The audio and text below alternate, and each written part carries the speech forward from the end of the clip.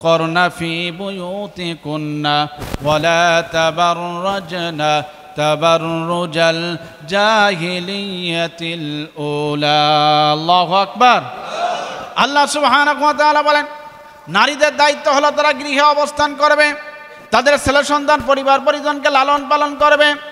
ওয়ালা তাবাররাজনা তাবাররুজাল জাহিলিয়াতিল উলা, তোমরা যখন ঘর থেকে বের হবে বেপরদা বেহায়াপনা অবস্থায় ঘর থেকে বের হবে না।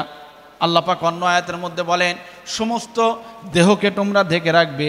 ওয়ালা ইউবদিনা জিনাতাহুন্না ইল্লা মা যাহারা মিনহা, তবে মনের অনিচ্ছা বশত, নিজের অনিচ্ছা বিচিত বশত যেটি প্রকাশ পেয়ে যায় এর জন্য তোমরা আল্লাহর কাছে তাওবা করবে। সুবহানাল্লাহ বলেন।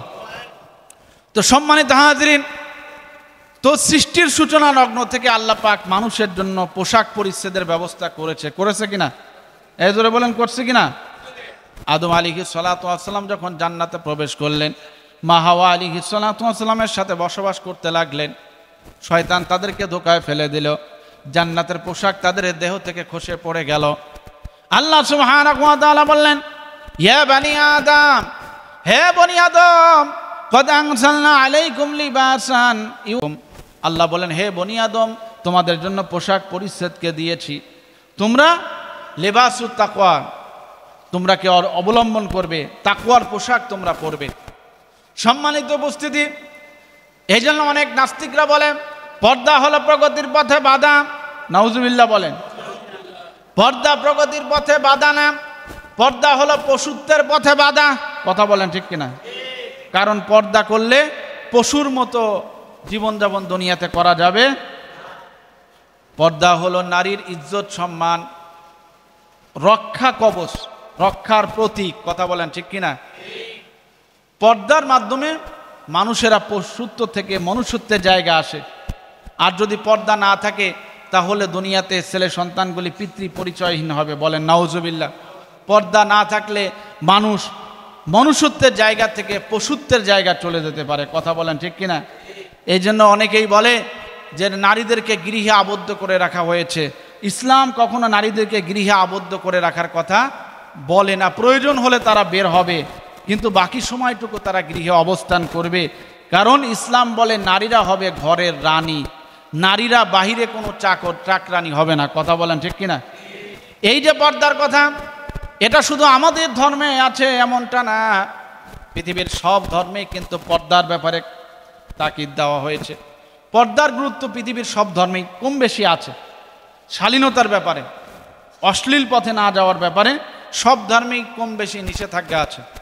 যেমন আপনার খ্রিস্টান ধর্মের 15 নম্বর অধ্যায়ের 5 এবং 6 নম্বর পদের মধ্যে বলা হয়েছে, হে নারীরা, তোমরা বেপর্দা অবস্থায় ইবাদত করলে ওই ইবাদত আল্লাহর কাছে কবুল হবে না। নাউজুবিল্লাহ বল। ওই ইবাদত আল্লাহর কাছে কবুল হবে না। খ্রিস্টান ধর্মে বলা হচ্ছে যে তোমরা যখন ইবাদত করবে, উপাসনা করবে, তখন তোমরা পরিপূর্ণ পর্দা মেইনটেইন করবে, উপাসনা করবে। এরপরে হিন্দু ধর্মের মধ্যে বলা হয়েছে একজন নারী যখন জন্মগ্রহণ করবে সে বাবার অধীনে থাকবে, সে যখন প্রাপ্তবয়স্ক হবে সে স্বামীর অধীনে থাকবে, আর সে যখন বার্ধক্যে পৌঁছাবে সে যখন পুত্রের অধীনে থাকবে। এই কথার দ্বারা বোঝা যায় কি এখানে একজন নারীর সম্ভ্রম রক্ষার কথা বলা হয়েছে। আবার যদি আপনি বৌদ্ধ ধর্মের দিকে দেখান, বৌদ্ধ ধর্মের মধ্যে বলা হয়েছে সব নারীরা তার স্বামীর অধীনস্থ অবস্থায় থাকবে। স্বামী বেজার হয়, অখুশি হয়, রাগান্বিত হয়, এমন কোনো কাজ নারীরা করতে পারবে না। এর দ্বারা বোঝা যায়, এমনকি বলা হচ্ছে যে স্বামীকে ছাড়া অন্য পর পুরুষের দিকে তাকানোও যাবে না। তো এখন দেখেন, এই পর্দার কথা সব ধর্মেই আছে, কিন্তু Islam is a complete code of life. Islam শুধু পর্দার কথা বলে না, পর্দার বিধানের ব্যাপারে, পোশাকের বিধানের ব্যাপারে ইসলাম সুনির্দিষ্ট নীতিমালা দিয়েছে। কথা বলেন ঠিক কিনা? জোরে বলেন ঠিক কিনা? এর মধ্যে 1 নম্বর হলো অহংকারী পোশাক পরা যাবে না। যে পোশাক মানুষকে অহংকারের দিকে নিয়ে যায় ওই পোশাক পরা। 2 নম্বর, এমন পোশাক পরা যাবে না যেই পোশাক অন্য ধর্মাবলম্বীদের সাথে সাদৃশ্য হয়ে যায়। অনেকেই আছে হলুদ রঙের এই লুঙ্গি পরে, এই পোশাকগুলি পরবেন না, কারণ হলুদ বা ওই যে লাল লুঙ্গি এই জাতীয় কালোটা একটু পরা যায়। এই লুঙ্গিগুলি অনেকটা হিন্দু ধর্মের ঠাকুরদের সাথে মিশে যায়, কথা বলেন ঠিক কিনা? হিন্দু ধর্মের ঠাকুররা দেখবেন বেশিরভাগ এইগুলি পরে, এই জন্য বেদিনদের সাথে মিশে যায় এরকম কোনো পোশাক পরা যাবে না, খেয়াল রাখতে হবে।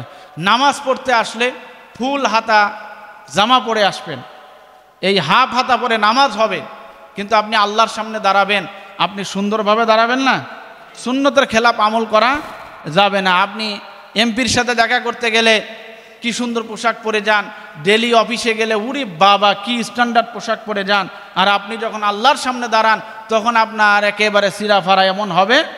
যতটা সুন্দর পরিপাটি পোশাক পরে আল্লাহর সামনে দাঁড়ানো যায় সেই দিকেই আমাদের কি করতে হবে, খেয়াল রাখতে হবে। জোরে বলেন, সেই দিকে আমাদের খেয়াল রাখতে হবে।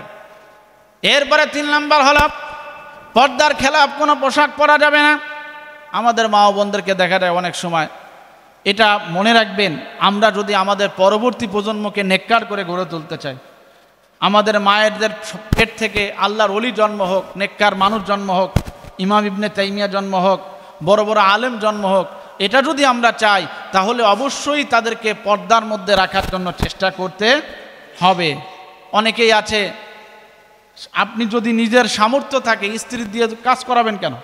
যদি সামর্থ্য থাকে, আর যদি আপনার দুর্বলতা থাকে কাজ করবে পর্দা মেনটেন করে, কিন্তু চেষ্টা করবেন যে না আমার স্ত্রীর পর্দাটাকে আমি আগে গুরুত্ব দেব, তার দিনকে আমি আগে গুরুত্ব দেব, তার ধর্মকে আমি আগে কি করব, গুরুত্ব দেব। অনেক সময় রাস্তাঘাটে আলহামদুলিল্লাহ মা বোনেরা দেখা যায় ওই যেদিন ওয়াজ করি তারপরে ভালোই একটু শালীনভাবে চলে, হুজুর দেখলে আরে আমার দিকে ভয় পেয়ে তো লাভ নাই, ভয় পেতে হবে কাকে? আল্লাহকে। হ্যাঁ আমাকে সম্মান করবেন ঠিক আছে, কিন্তু আপনার এই পর্দা আমার ক্ষেত্রে যেমন প্রযোজ্য সবার ক্ষেত্রে একই প্রযোজ্য, কথা বলেন ঠিক কিনা? এই জন্য মা বোনদেরকে বলবো, এখানে তো বেশি জায়গা না, বড় বাড়ি হলে না সেখানে ঘোরাফেরা করা যায়, আপনাদের এখানে জায়গা কম, কিন্তু তারপরেও মানুষ চেষ্টা করলে হয় না এমন কিছু আছে। আমাদের স্ত্রীরা বলছি না যে একেবারে খুব ভালো পর্দা করে, কিন্তু তারা যদি কষ্ট করে পর্দা করে চলতে পারে, আশা করি আপনার আমার স্ত্রীরাও পারবে, কথা বলেন ঠিক কিনা? এর জন্য হিম্মত লাগবে। এই এলাকায় অনেক মা বোনদেরকে আলহামদুলিল্লাহ দেখা যায় পর্দা মেনটেন করে, তারা সবসময় বোরকা পরে চলে। আমি যেমন ধরেন হুজুর মানুষ, হয়তো গেঞ্জি গায়ে দিয়ে সর্বোচ্চ এই দরজার বাইরে বের হতে পারবো বা একটু হেঁটে বাসায় যেতে পারবো, কিন্তু আমি এই গেঞ্জি গায়ে দিয়ে কি ঢালাওভাবে সব জায়গায় ঘুরতে পারবো? সেই অধিকার আমার আছে? যেহেতু আমি সমাজের আইডল বা সমাজের একজন দায়িত্বশীল, এই জন্য মা বোনদেরকে বলবো তারা যদি চেষ্টা করে, ইচ্ছা থাকে, তাহলে তাদেরও পর্দা করা সম্ভব। জোরে বলেন, পর্দা করা কি করে আসে? যে জায়গায় আড্ডা দেয় 4-5 মিলে বসে থাকে, কি হেন আড্ডা কিসে? আর আপনাদের কমিটিকে আমি আবারও বলছি, আপনার হয়তো পরামর্শ সাপেক্ষে ওটি হয়েছে, এত সুন্দর কোটি টাকা দিয়ে আপনি যদি গেট বানান, তো গেট আর 14টার দরকার আছে? গেট তো এখানে একটা আছে না? এখানে একটা আছে, আপনি এখানে গেট কেন? এই গেট মানে তো এদিকে পর্দার খেলাপ, কথা বলেন ঠিক কিনা? এই জন্য দেখেন আপনারা পরামর্শ করে এই গেটটা দ্রুত বন্ধ করে পুরা মসজিদটাকে একটা এরিয়ার মধ্যে আনা যায় কিনা, কথা বলেন ঠিক কিনা? পর্দা আগে জরুরি, পর্দার বিধান আগে জরুরি। এই জন্য আমি বলবো এটা করা যায় কিনা। আর মা বোনদেরকেও বলবো, একটু কষ্ট হলেও কিয়ামতের ময়দানে আপনি জাহান্নাম থেকে মুক্তি পেতে চান, অথচ আপনি দুনিয়াতে কষ্ট করবেন না, এমন হতে পারে? এই জোরে বলেন, হতে পারে? এই জন্য মা বোনদেরকে বলবো একটু কষ্ট হলেও পর্দা করতে হবে, কারণ পর্দা ফরজ বিধান। পর্দা কি বিধান? কেউ যদি ফরজ বিধান লঙ্ঘন করে সে কবিরা গুনায় শামিল হবে, কথা বলেন ঠিক কিনা? এই জোরে বলেন ঠিক কিনা? এই জন্য অন্যান্য মা বোনেরা যদি পারে ইনশাল্লাহ আপনারাও পারবেন। বিশেষত আমি বলবো তারপরও এখানে যখন চলাফেরা করতে হবে অন্তত হিজাব আছে না, এই হিজাবের পোশাকটা পরলেও অন্তত আপনার পুরা দেহটা আবৃত থাকে, কথা বলেন ঠিক কিনা? এই হিজাব পরে চলাফেরা করা যায় কিনা, কথা বলেন ঠিক কিনা? আল্লাহ তৌফিক দান করুক, সকলে বলি আমিন। তাহলে যেটি বলতেছিলাম যে নারীদেরকে 4টে পর্দা, শুধু নারীর আছে তা না, পর্দা পুরুষেরও আছে, কথা বলেন ঠিক কিনা? এই জন্য পুরুষের পোশাক হলো আপনার ইসের উপর থেকে নিয়ে টাকনির উপর পর্যন্ত, অর্থাৎ এই মাজা থেকে নিয়ে টাকনির উপর পর্যন্ত এটা পর্দা। আর নারীর জন্য পুরা দেহ, তার মুখ এবং হাতের কবজির ব্যাপারে আলেমরা ইখতিলাফ করেছেন। কেউ বলেছেন খোলা, কেউ বলেছেন খোলা যাবে না, তবে বাহিরের পরিবেশে যখন যাবে অবশ্যই দায়িত্ব পুরা দেহটাকে আবৃত করে বাহিরে বের হওয়া, যাতে বোঝা না যায় এটি কি পুরুষ, এটি কি বৃদ্ধ মহিলা না আপনার ইয়াং মহিলা, এমনভাবে বুরকাগুলি কি করতে হবে, পড়তে হবে। কিন্তু আজকাল বুরকাগুলো সব স্টাইল, কথা বলেন ঠিক কিনা? এমন বুরকা পুরা দেহ তার ফুটে ওঠে।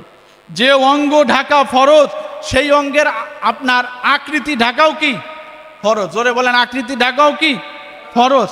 এই জন্য দেখবেন পাঞ্জাবি, লুঙ্গি, এটা কিন্তু আমাদের একটা ভালো পোশাক, এর দ্বারা কিন্তু পর্দার খেলাপ হয় না। কিন্তু প্যান্ট শার্ট এমন এক আটশাট পোশাক, এইটা পরতে গেলে আমাদের দেহের আকৃতি অনেক সময় ফুটে ওঠে, কথা বলেন ঠিক কিনা?